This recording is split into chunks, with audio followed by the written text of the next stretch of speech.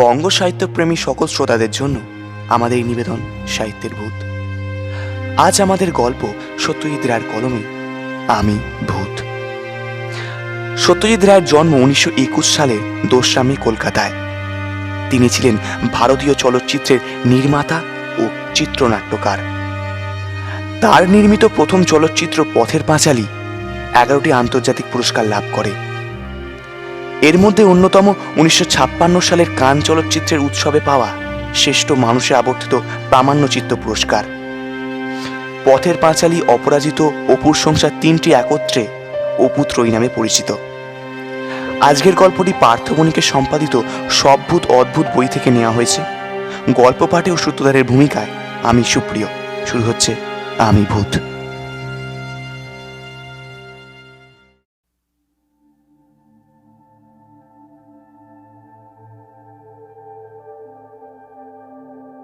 আমি ভূত। আজ থেকে ঠিক 3.5 বছর আগে আমি জ্যান্ত ছিলাম। সেই সময় এই দেহঘরের এই বাড়িতে আগুনে পুড়ে আমার জ্যান্ত অবস্থার শেষ হয়। এই বাড়ির নাম ছিল লিলি ভিলা। আমি এখানে এসেছিলাম আমার এক বন্ধুর সঙ্গে ছুটি কাটাতে। একদিন স্টোভে চা করতে গিয়ে স্টোভ ফেটে আমার কাপড়ে আগুন ধরে যায়।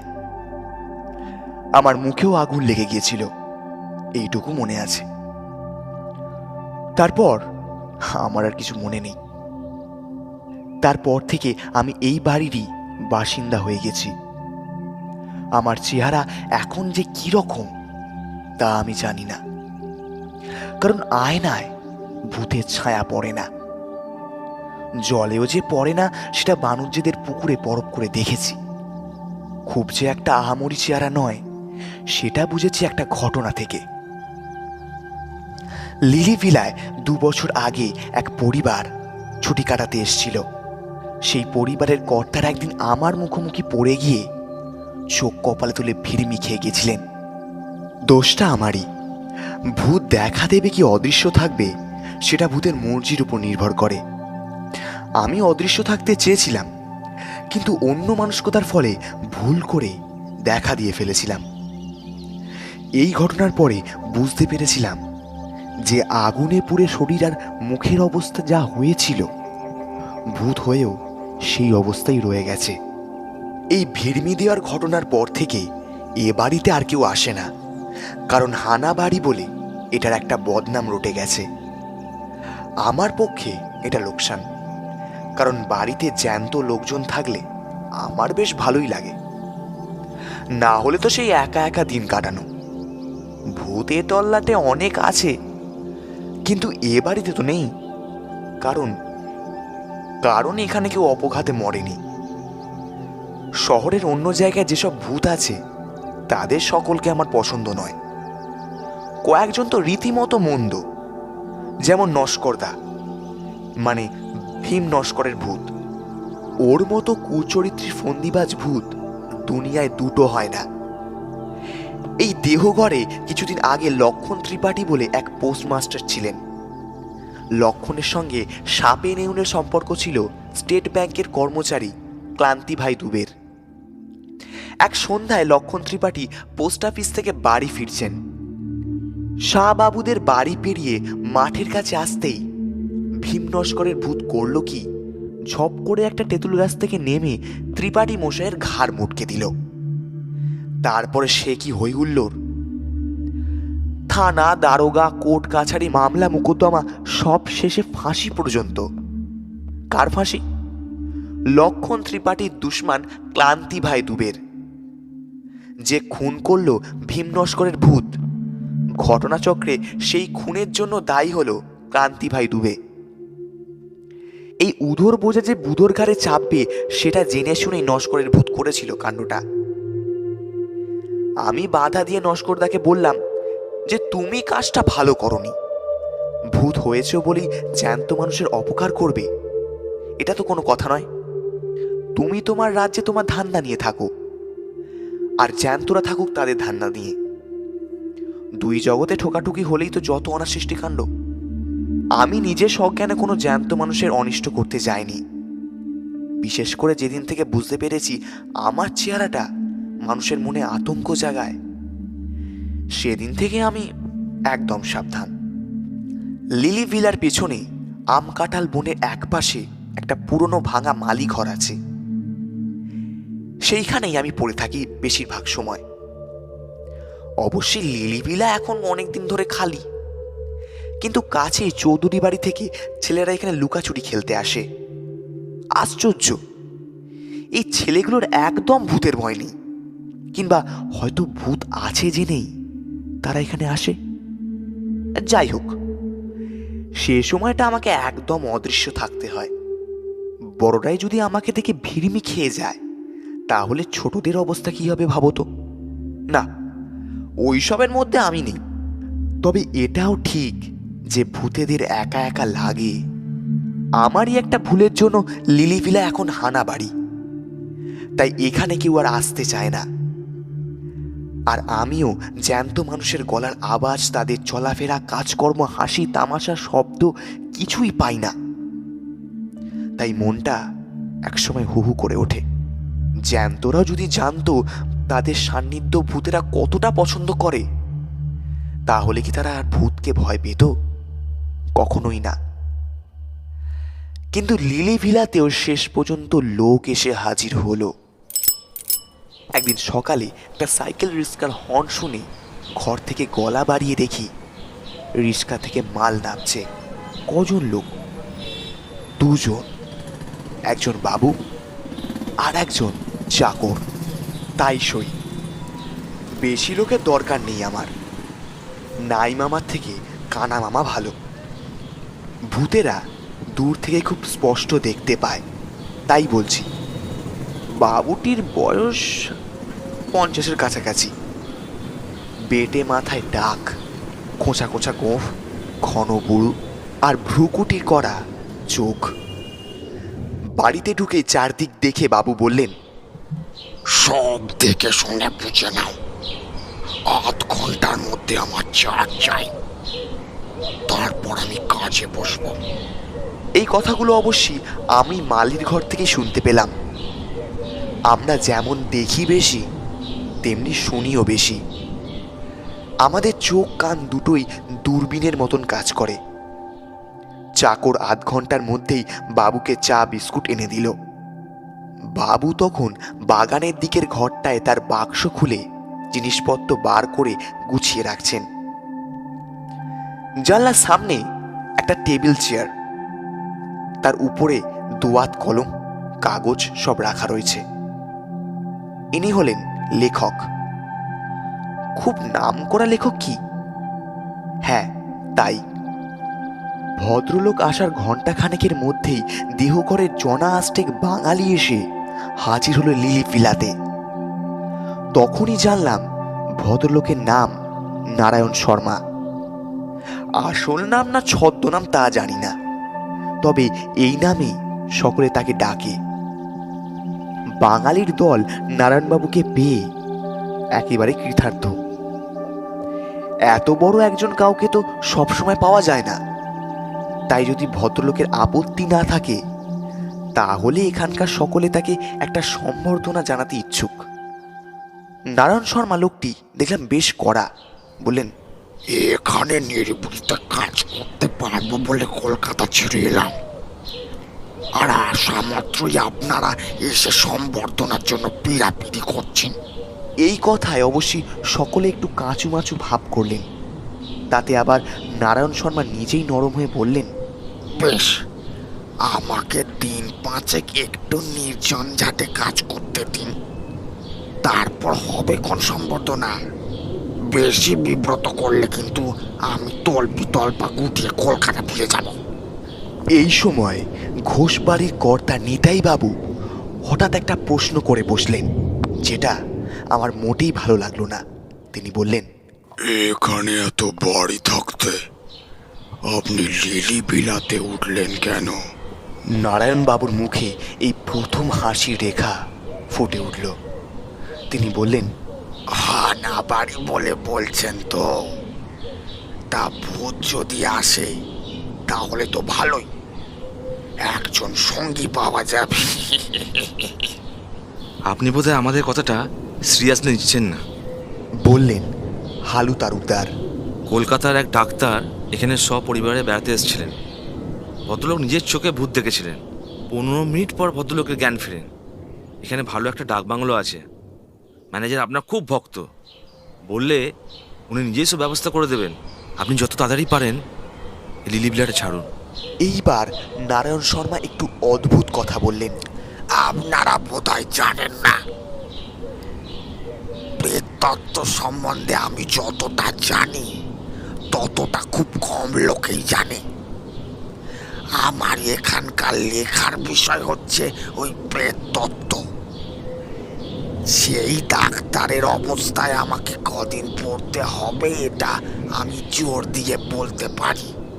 তিনি ভূতের বিরুদ্ধে কোনো প্রশিক্ষণ নেননি, কোনো ব্যবস্থা করেননি। আমি সেটা নেব এবং করব। ভূত আমার কিছু করতে পারবে না। আপনারা সব উদ্দেশ্য নিয়ে উপদেশ দিতে এসছেন তা জানি, কিন্তু আমি এই লিলি বিলাতে থেকেই কাজ করতে চাই। এ বাড়িতে আমি ছেলে বয়সে এসেছি, তখনকার অনেক স্মৃতি আমার এই বাড়ির সঙ্গে জড়িয়ে আছে।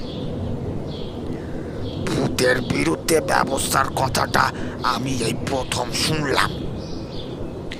কথাটা ভালো লাগলো না। আর প্রেততত্ত্ব, ভূত নিয়েই তো তত্ত্ব হয় নাকি? এসব কি বলছেন নারায়ণ শর্মা? অবশ্য এখন এসব ভেবে কোনো লাভ নেই। রাত আসুক, আপনা থেকে সব উত্তর মিলবে আমার বিশ্বাস।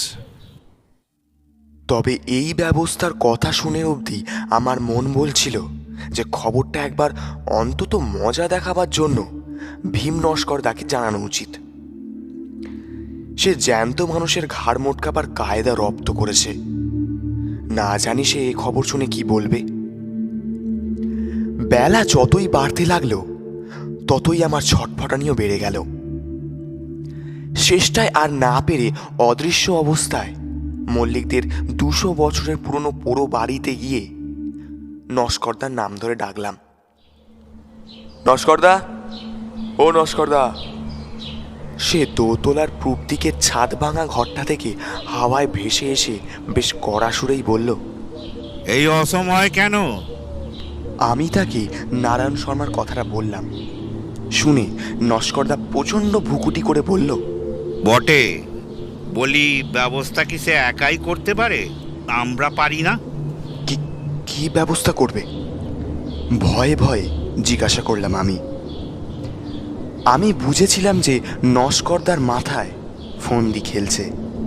নস্করদা বলল, কেন? বেঁচে থাকতে 32 বছর ধরে ব্যায়াম করেছিলুম। ডন, বৈঠক, মুন্ডুর, ডাম্বেল, চেস্ট, এক্সপ্যান্ডার কিছুই বাদ দিইনি।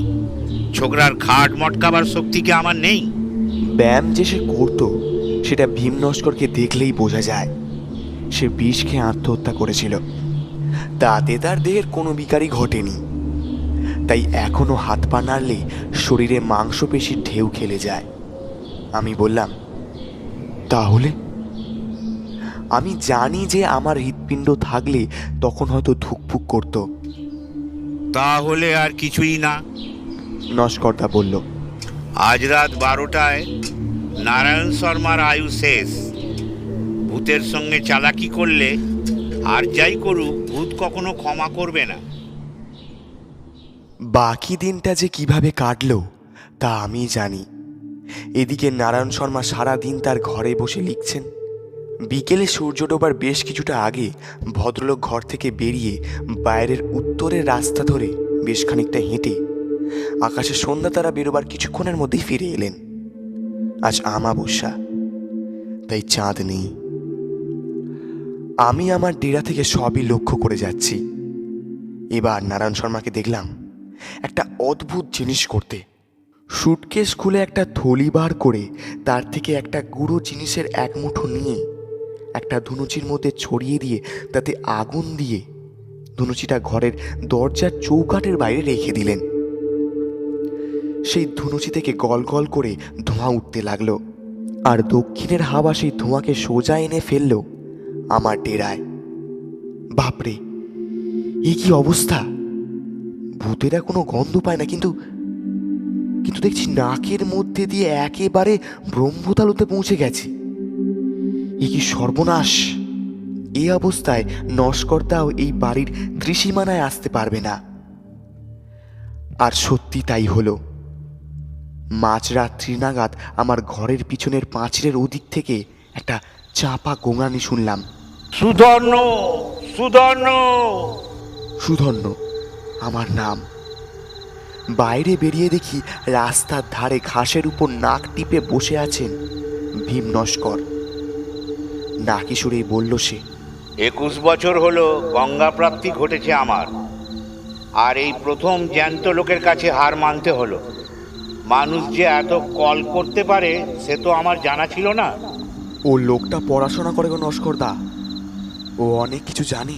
ওহো, এমন একটা লোকের ঘাড় মটকাতে পারলে কি সুখ হতো বল দিকিনি। সে যে হবার না সে তো বুঝতেই পারছো। তা পারছি। আজ আসি, এ এক নতুন অভিজ্ঞতা হলো বটে। নস্করদা চলে গেল, আর আমিও নিজের ঘরে ফিরে এলাম। আর তারপরেই বুঝতে পারলাম যে আমার ঘুম পাচ্ছে। ভূতের চোখে ঘুম, এ যে অভাবনীয়, অবিশ্বাস্য ব্যাপার।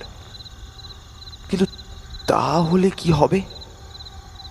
ওই ধোঁয়াতে এমন কিছু জিনিস আছে যেটা ভূতকেও ঘুম পাড়ায়, অথচ রাত হলো ভূতের চড়ে বেড়াবার সময়।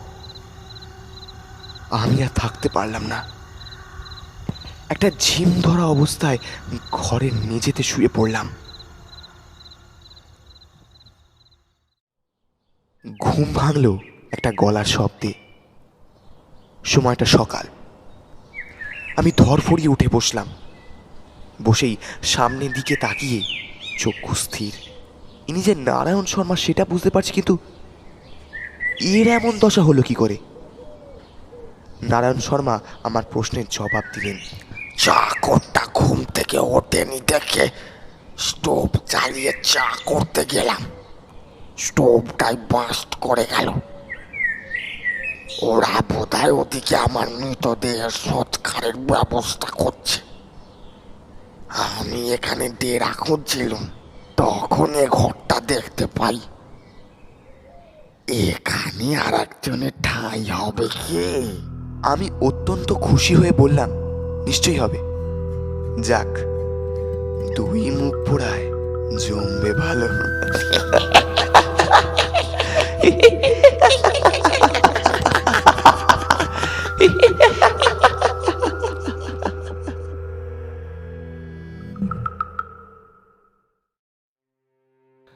শুনছিলেন সত্যজিৎ রায়ের কলমে আমি ভূত। গল্প পাঠ ও নারায়ণ শর্মার ভূমিকায় আমি সুপ্রিয়, হারু তালুকদারের ভূমিকায় সাগর, নস্করদার চরিত্রে অসিত, অন্যান্য চরিত্রে আমি সুপ্রিয়, আবহ সঙ্গীত এবং বিভিন্ন সাউন্ড এফেক্টসে আমি সুপ্রিয়, পোস্টার ডিজাইন শ্রীজু ও অধীপ। কেমন লাগলো আজকের গল্প অবশ্যই কমেন্টে জানাবেন। ভালো লাগলে লাইক এবং সাবস্ক্রাইব করতে ভুলবেন না। পরবর্তী রবিবারে ঠিক রাত 9টায় ফিরব আরও একটি রোমাঞ্চকর গল্প নিয়ে। সবাইকে জানাই দোল পূর্ণিমার অনেক অনেক শুভেচ্ছা ও অভিনন্দন। সবাই ভালো থাকুন এবং শুনতে থাকুন সাহিত্যের ভূত। শুভরাত্রি।